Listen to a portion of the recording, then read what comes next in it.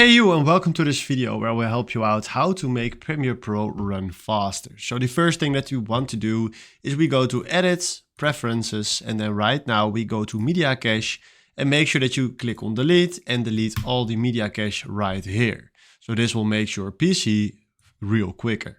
Then we go to Edit, Project Settings, General, and make sure that your render is standing on CUDA, OpenCL, Meta, one of those three, and don't touch engine software only because that slows your PC. So don't do that, and then do OK. Then the other thing that you need to do is go to Edit, Preferences, and then Memory.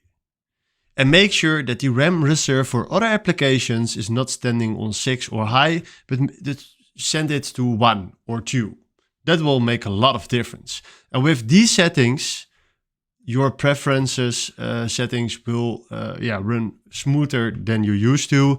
Then the last thing, from here, use 1.5 or 1.4 for your playback. Don't do this on full, so that makes also your Premiere Pro real faster. So these were 4 settings that you need to know. Hopefully I could help you out. Thanks for watching and have a wonderful day. Ciao.